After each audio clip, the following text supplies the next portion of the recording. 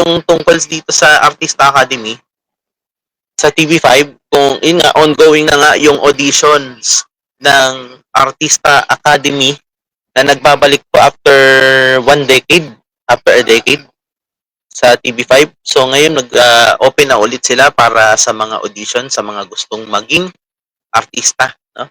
Sa mga kabataan natin na gustong maging artista, may potential maging magsubukan ng pag-artista. Okay, so ngayon, pag-usapan natin 'yan. So ngayon, kamakailan nag-announce si TV5 ng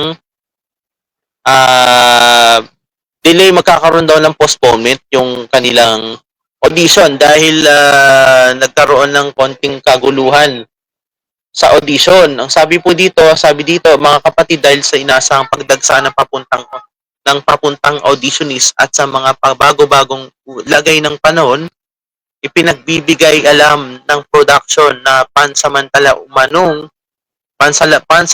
munang ipagpapaliban ang auditions sa TV5 Media Center ngayong linggo, March 9. Ito ay para lubos pang mapagandaan at masiguro ang safety ng auditionist. Abangan ang mga susunod na panaming anunsyo para sa bagong schedule ng auditions. Hinihingi po namin ng inyong pag-unawa. Maraming salamat po. So, ito nga kasi nga dahil hindi inaasahan kasi hindi na-expect ni TV5 na magkakaroon ng ganun karami yung mag-audition doon sa Artista Academy, no? Ang dami pala. Hindi nila inaasahan na ganun karami.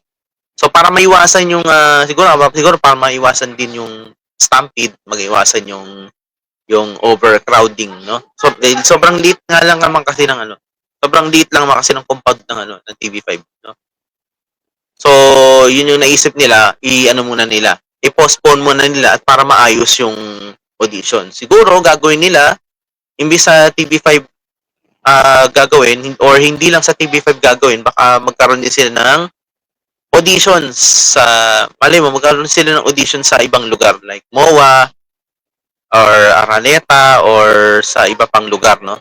Pero suggestion ko lang, no, tingin ko dapat pag ganyan karami ang nag-audition, dapat ang gawin nila is magpa-nationwide audition na lang sila, no?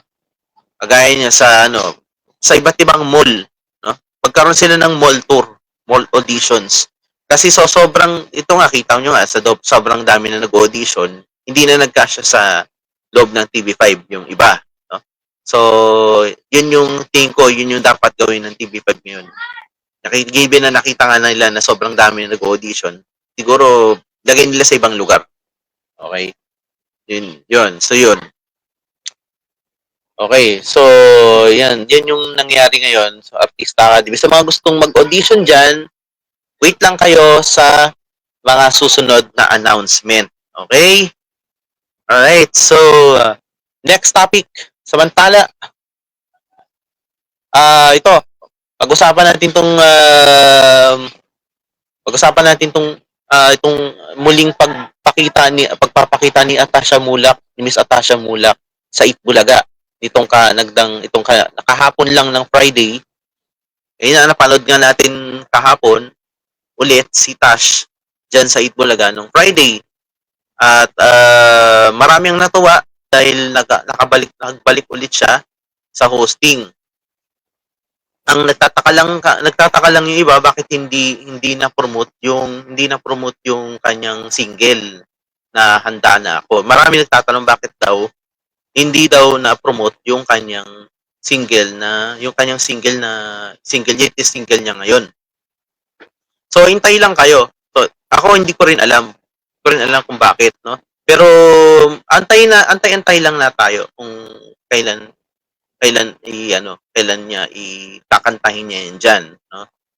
Pero ang importante na tuldukan yung mga haka-haka, no? Mga haka-haka na baka tinanggal daw siya sa EB or may nangyari daw sa kanya or may nagsasabi daw na daw pero hindi naman totoo, di ba? Nandiyan naman siya, di ba? Pag wala si Tash, nandiyan si Arboni, no? Pag wala si Arboni, pag nandiyan si Tash, syempre wala si Arboni. Guest host lang naman si Arboni diyan sa Itbulaga habang busy si Tash sa schedule niya. So intindihin na lang natin, intindihan na lang sana ng mga ano natin, mga kadabarkads natin na dahil nga sobrang in demand, siguro din dami rin kasing project ni Tash na nagkakaroon ng conflict sa posting niya sa Itbulaga. So kailangan din niya minsan kailangan din niyang i-prioritize kung ano yung mas importante, kung ano yung magandang kung ano yung mas importante na schedule sa kanya, edi yun yung priority niya, di ba? Pwede naman siya magpaalam anytime.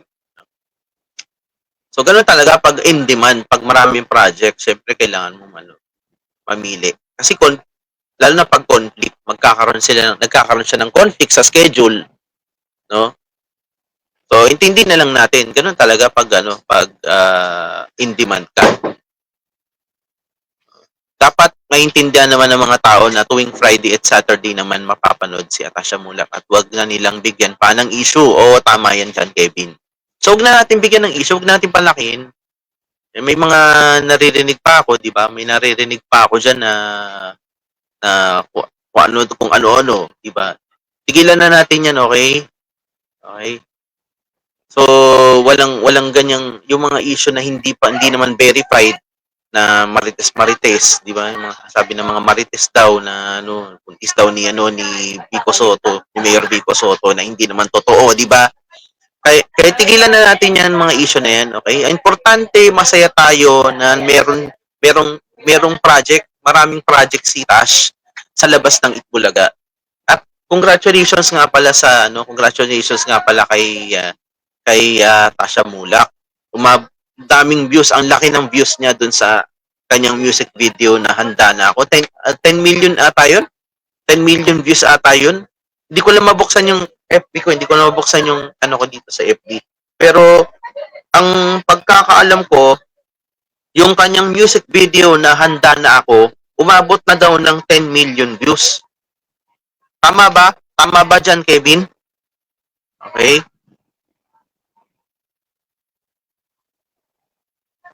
Yun yung latest na pagkakaalam ko, yun yung pagkakabalita ko, umabot daw ng 10 million views yung kanyang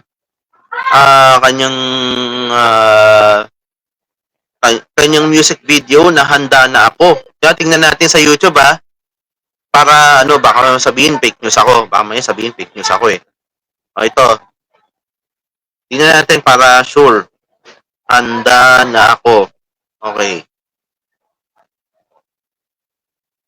Hindi ko mabuksan eh. Kasi itong phone kong to, itong isang phone ko, kasi dalawa yung phone ko eh. Ni-reset ko yung kanina, yung phone ko kasi hindi ako makapag-download ng picture. Hindi ako makapag-download ng picture. Ayun. Kaya hindi tuloy ako makapag-open.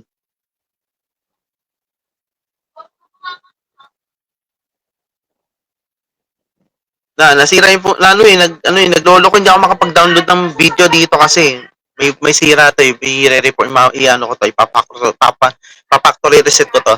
So, congratulations sa Atasha and Andres Mulak. Yan. Ayan. Congratulations, Atasha and Andres Mulak. I-must report yung fake news civic Soto issues. O nga. Sir LM, please must report yung kay Sir Tito Sen and Bossing Vic Soto issue trending central. Trading central? Wala naman po. Trading central ba yan o trending central? Wala naman ganun. Baka trending central yung sinasabi mo. Yung ang dapat i-report dyan, yung mga nagpapakalat ng fake news about kay Tash at saka kay Mayor Vico Soto. Yung tigilan nyo na yan. Tigilan nyo yung mga issue na yan, ha? Maging masaya na lang kayo kung ano naging achievement, ano yung mga natatanggap na project ni Tash. No? In demand si Tash natin, no? Ibig sabihin, in demand siya ngayon. Meron siyang Palmolive. Meron pa siyang music video, di ba? Meron siyang single. Saan ka pa? Tapos viral yung video, no, yung parang video ni nung nanay niya, si Charlene Gonzalez. Ang galing din pala mag-basketball, kaya pala hindi ka na magtataka bakit sino ang pinagmanahan ni Tash pagdating sa basketball. Hindi naman, wala namang ganung sinusulat wala namang sinusulat na ganun si Trending Central about kay Vic Soto tsaka kay Tash. Wala nga namang ganun. Baka ibang baka ibang page yun.